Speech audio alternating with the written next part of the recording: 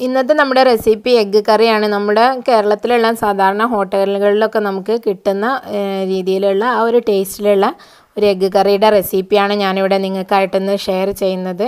വളരെ എളുപ്പമാണ് ഇത് ഉണ്ടാക്കാനായിട്ട്.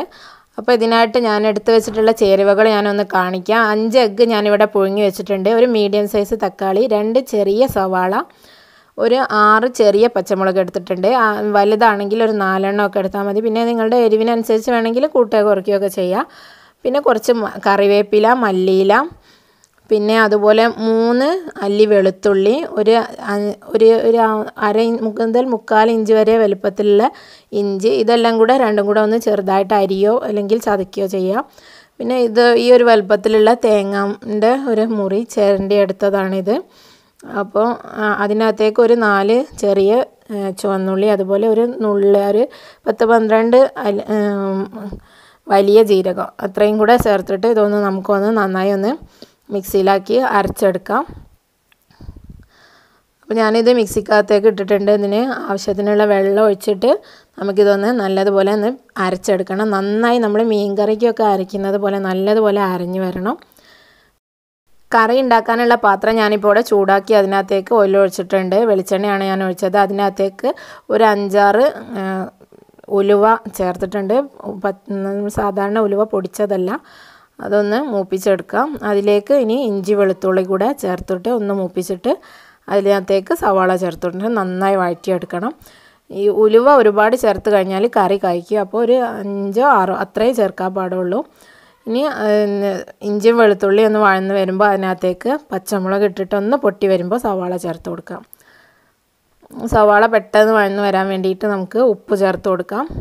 എന്നിട്ട് ഒന്ന് അടച്ച് വെച്ച് കഴിഞ്ഞാൽ തന്നെ സവാള പെട്ടെന്ന് തന്നെ വഴന്ന് വരും. സവാള നന്നായിട്ട് അല്ലെങ്കിൽ വഴന്ന് വന്നതിന് ശേഷം മാത്രം തക്കാളി ചേർത്ത് കൊടുത്താൽ മതി. അല്ലെങ്കിൽ സവാള പിന്നെയും പച്ച അതുപോലെ തന്നെ ഇങ്ങനെ ഇരിക്കും.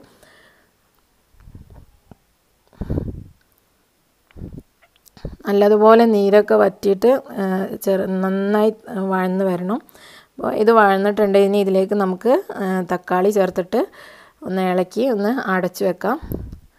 അപ്പോൾ ഒരു 5 മിനിറ്റ് അടച്ചു വെച്ച് കഴിയുമ്പോഴേക്കും തന്നെ തക്കാളിയും നന്നായി വഴന്ന് വരും. അതിന് ശേഷം നമുക്കിതിലേക്ക് മസാലപ്പൊടികളും വെള്ളമൊക്കെ ചേർത്ത് കൊടുക്കാം. അപ്പോൾ ഇവിടെ തക്കാളിയും സവാളയൊക്കെ നല്ല രീതിയിൽ വഴന്ന് വന്നിട്ടുണ്ട്. ഇനി ഇതിലേക്ക് ഞാൻ നെകക്കെ നമ്മൾ എത്രയാണോ തക്കാളിയും സവാളയും ഉള്ളത് അതിന് നെകക്കെ വെള്ളം ഒഴിച്ച് കൊടുക്കാം. മീഡിയം ഫ്ലെയിമിൽ വെച്ചിട്ട് ചെയ്യണം. ഇതിലേക്ക് ഒരു 1/4 ടീസ്പൂൺ വരെ മഞ്ഞൾപ്പൊടി ചേർത്ത് കൊടുക്കാം. കറിയുടെ മഞ്ഞയ്ക്ക് ആവശ്യത്തിനുള്ളത് ചേർത്താൽ മതി. പിന്നെ 1 ടീസ്പൂൺ മല്ലിപ്പൊടി അധികം കൂടിക്കഴിഞ്ഞാൽ ഒരു കുത്തൽ വരും. പിന്നെ ഒരു നുള്ള് ഗരം മസാല ഇല്ലാന്നുണ്ടെങ്കിൽ നമ്മൾ ബിരിയാണിക്ക് പൊടിച്ച് വെച്ചിട്ടുള്ള സ്പൈസസിൻ്റെ മിക്സ് ചേർത്താലും മതി. പിന്നെ കുറച്ചും കറിവേപ്പിലയും കൂടെ ചേർത്തിട്ട് ഒന്ന് അടച്ച് ഇതൊന്ന് കുറുകി വരാനായിട്ടൊന്ന് വെയിറ്റ് ചെയ്യാം. ആ സമയത്തേക്ക് നമ്മൾ അരച്ച് വെച്ച ആ തേങ്ങയ്ക്കകത്തേക്ക് ഒരു എഗ്ഗ്, സാധാരണ ഒരു നോർമൽ എഗ്ഗ് പൊട്ടിച്ച് നന്നായി ഒന്ന് മിക്സ് ചെയ്ത് കലക്കിയെടുക്കാം.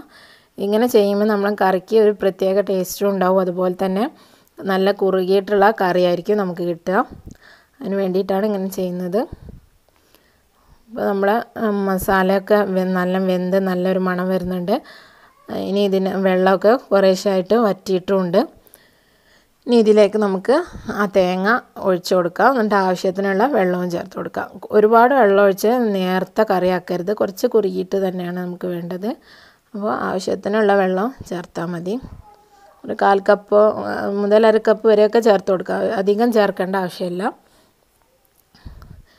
ഇനി ഇതിലേക്ക് കുറച്ച് മല്ലിയില അതുപോലെ നമ്മൾ പുഴുങ്ങി വെച്ചിട്ടുള്ള എഗ്ഗും ചേർത്ത് നന്നായി ഒന്ന് മിക്സ് ചെയ്യുക. മീഡിയം ഫ്ലെയിമിൽ വെച്ചിട്ട് ഒന്ന് തിളച്ച് വരാനായിട്ട് വെയിറ്റ് ചെയ്യാം. കൂടുതൽ തിളപ്പിക്കരുത്. അധികം തിളച്ച് കഴിഞ്ഞാൽ കറിക്ക് ടേസ്റ്റ് ഉണ്ടാവില്ല. അത് വെള്ളവും തേങ്ങയും വേറെ വേറെ ആയിട്ട് കിടക്കും. അപ്പം കാണാനും ഭംഗി ഉണ്ടാവില്ല, ടേസ്റ്റും ഉണ്ടാവില്ല. അപ്പോൾ ഇത്രയും മതി. ഒന്ന് സൈഡിലൂടെ ഒന്ന് തിള വന്നു കഴിഞ്ഞാൽ നമുക്ക് ഇറക്കിയിട്ട് ഇതിലേക്ക് വറവ് ഇടാനുള്ളത് വെച്ച് കൊടുക്കാം. വെളിച്ചെണ്ണ ഒഴിച്ചിട്ടുണ്ട്. അതിലേക്ക് കുറച്ച് കടുക് ഇട്ട് കൊടുക്കാം. ഒരു 1/4 ടീസ്പൂൺ കടുകൊക്കെ മതി. പിന്നെ ഒരു 4-5 ചുവന്നുള്ളി അരിഞ്ഞത് കടുക് പൊട്ടിയതിന് ശേഷം ചേർത്താൽ മതി. ഇനി ചുവന്നുള്ളി മാത്രം മതി എന്നുള്ളവർക്ക് അങ്ങനെയും ചെയ്യാം. ഇനി കുറച്ച് കറിവേപ്പിലയും കൂടെ ചേർത്തിട്ട് നമ്മുടെ കറിയിലേക്ക് ഒഴിച്ചു കൊടുക്കാം.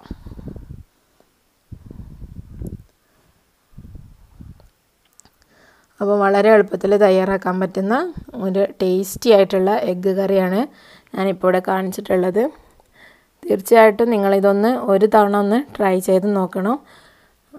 നിങ്ങളുടെ അഭിപ്രായങ്ങളൊക്കെ അറിയിക്കണം. വീഡിയോ ഇഷ്ടമായിട്ടുണ്ടെങ്കിൽ ഷെയർ ആൻഡ് ലൈക്ക് ചെയ്യാൻ മറക്കരുത്. ഞാനിതിപ്പോൾ എങ്ങനെയാണ് സെർവ് ചെയ്യുന്നതെന്ന് കൂടെ കാണിക്കാം. നമുക്ക് കുറച്ച് മല്ലിയില അതിൻ്റെ മുകളിൽ തൂവിയിട്ട് അല്ലെങ്കിൽ കറിവേപ്പില വെച്ച് കൊടുക്കാം. നിങ്ങളുടെ ഇഷ്ടത്തിനനുസരിച്ച് ചെയ്യാം. പിന്നെ നമ്മൾ ഇത് ഉണ്ടാക്കി കഴിഞ്ഞിട്ട് മഞ്ഞ കുറവാണെന്ന് നമുക്ക് തോന്നുകയാണെങ്കിൽ നമ്മൾ വറവിടുന്ന സമയത്ത് വെളിച്ചെണ്ണയിലേക്ക് ഒരല്പം മഞ്ഞൾപ്പൊടി ഇട്ടതിന് ശേഷം വറവിട്ട് കഴിഞ്ഞാൽ കറിക്ക് നല്ല മഞ്ഞ കളറ് ഉണ്ടാവും. അപ്പോൾ ഇന്നത്തെ റെസിപ്പി നിങ്ങൾക്ക് എല്ലാവർക്കും ഇഷ്ടമായിട്ടുണ്ടാകുമെന്ന് കരുതുന്നു. വീഡിയോ ഇഷ്ടമായെങ്കിൽ ഷെയർ ആൻഡ് ലൈക്ക് ചെയ്യാൻ മറക്കണ്ട. അതുപോലെ ചാനൽ ഇതുവരെ സബ്സ്ക്രൈബ് ചെയ്യാത്ത ആളാണെന്നുണ്ടെങ്കിൽ സബ്സ്ക്രൈബ് ചെയ്ത് സപ്പോർട്ട് ചെയ്യാനും മറക്കരുത് കേട്ടോ. ഇൻഷാ അല്ലാഹ് മറ്റൊരു വീഡിയോ ആയിട്ട് മറ്റൊരു എപ്പിസോഡിൽ വീണ്ടും കാണാം. Thank you for watching.